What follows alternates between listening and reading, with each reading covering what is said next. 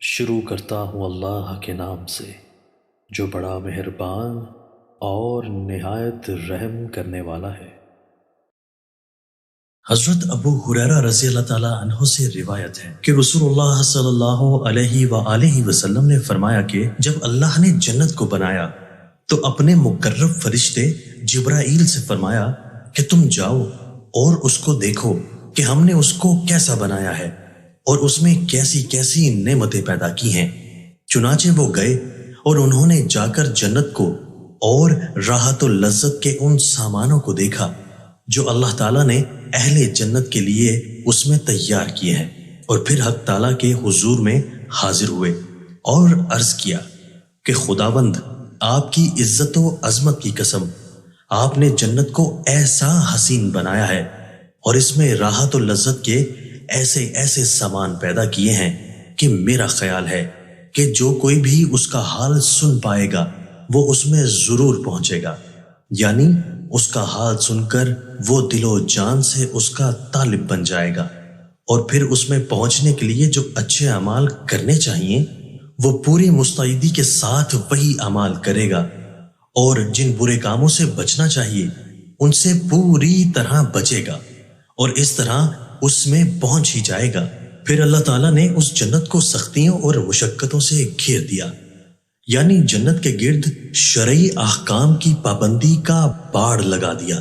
جو طبیعت اور نفس کے لیے بہت شاق اور گراں ہے۔ مطلب یہ ہے کہ اللہ تعالیٰ نے جنت میں پہنچنے کے لیے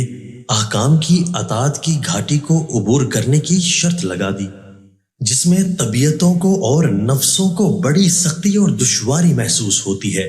اور پھر جبرائیل سے فرمایا کہ اب پھر جاؤ اور پھر اس جنت کو اور اس کے ارد گرد لگائی ہوئی باڑ کو دیکھو۔ رسول اللہ صلی اللہ علیہ وآلہ وسلم فرماتے ہیں کہ وہ پھر گئے اور جا کر پھر جنت کو دیکھا، اور اس مرتبہ آ کر فرمایا خداوند قسم آپ کی عزت و عظمت کی، اب تو مجھے یہ ڈر ہے کہ اس میں کوئی بھی نہ جا سکے گا۔ مطلب یہ ہے کہ جنت میں جانے کے لیے شرعی احکام کی پابندی کی گھاٹ کو عبور کرنے کی جو شرط آپ کی طرف سے لگائی گئی ہے وہ نفس اور نفسانی خواہشات رکھنے والے انسان کے لیے اتنی شاق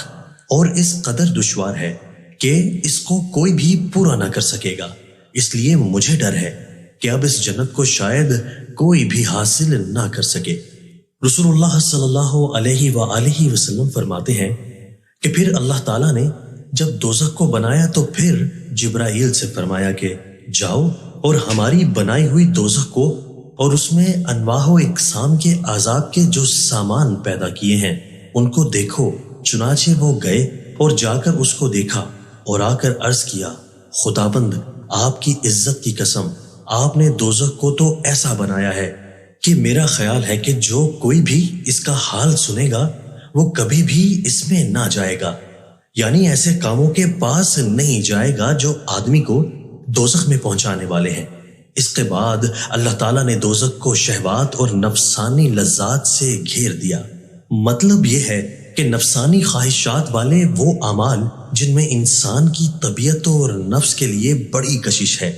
جہنم کے گرد ان کی باڑ لگا دی، اور اس طرح جہنم کی طرف جانے کے لیے بڑی کشش پیدا ہو گئی۔ اور پھر اللہ تعالیٰ نے جبرائیل سے فرمایا اب پھر جا کر اس دوزخ کو دیکھو۔ رسول اللہ صلی اللہ علیہ وآلہ وسلم فرماتے ہیں کہ جبرائیل پھر گئے اور جا کر اس کو اور اس کے گرد شہوات و لذات کی جو باڑ لگائی گئی تھی اس کو دیکھا، اور آ کر عرض کیا خداوند آپ کی عزت و جلال کی قسم، اب تو مجھے یہ ڈر ہے کہ سب انسان اسی میں نہ پہنچ جائیں۔ مطلب یہ ہے کہ شہوات و لذات سے آپ نے جہنم کو گھیر دیا ہے، ان میں نفس رکھنے والے انسانوں کے لیے اتنی زبردست کشش ہے کہ ان سے رکنا بہت مشکل ہے، اور اس لیے خطرہ ہے کہ بیچاری ساری اولاد آدم نفسانی لذات و شہوات کی کشش سے مغلوب ہو کر دوزخ ہی میں نہ پہنچ جائے۔ تشریح: حدیث کا اصل مقصد اور اس میں ہمارے لیے خاص سبق یہ ہے کہ نفسانی خواہشات جو بظاہر بڑی لذیذ اور بڑی مرغوب ہیں، ہم جان لیں کہ ان کا انجام دوزخ کا دردناک عذاب ہے،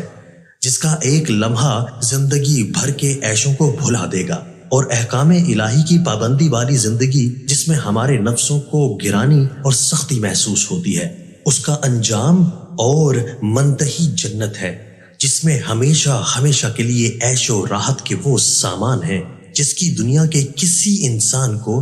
ہوا بھی نہیں لگی ہے۔